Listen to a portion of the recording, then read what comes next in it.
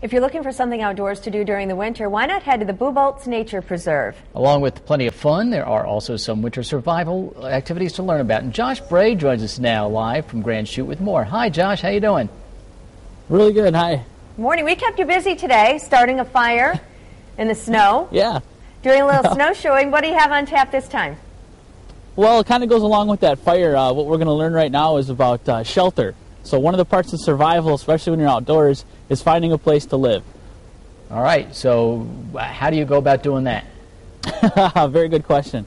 Well, there's a couple key things you want to remember, and that's kind of thinking ahead about where you're gonna be staying for a little while in the outdoors. So you definitely don't want to be somewhere where it's going to be really windy. So the top of a hill might look really good, but when you start to think about it, a good gust of wind and it's going to start getting pretty cold in there. So you might want to come down and use the environment to kind of do a lot of the work for you. So if we walk down here just a little bit,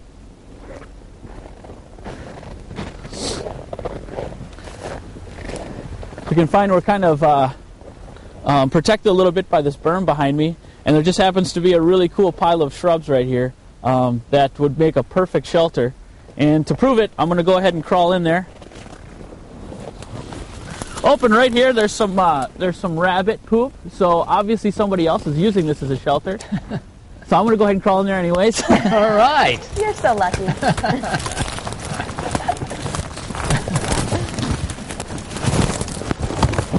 There we go.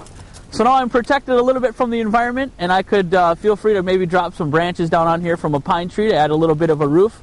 You want to try to make sure it's windproof and waterproof as much as possible, and bring whatever else you might need down in here, and it could become pretty comfortable. Hey, Josh, the stuff you've talked about today, I mean, I know the kids would love this, and scout groups and such. Do you have a lot of scout groups there for tours? Yeah, we do every once in a while get a lot of scout groups. One of the best things, we'd get a lot of Eagle projects. So some of the Eagle Scouts come out and build a lot of the stuff we've got out here. I always like to work with Scouts, whether it be Girl Scouts or some of the Cub Scouts. Okay, and these survival skills are what you teach the school groups that come through, but what do you have available for the public? Well, the public, basically in the wintertime, what we like to do is just open up our trail systems for either the snowshoeing or the skiing. And so that's primarily what we do. We also like to offer every once in a while some different workshops to just kind of teach people about random different things. But primarily we're about recreation and education. All right, Josh. Well, we'll let you get away from that, the rabbit stuff there. Thank you so much. We'll talk to you next hour. Thanks, Josh. You bet.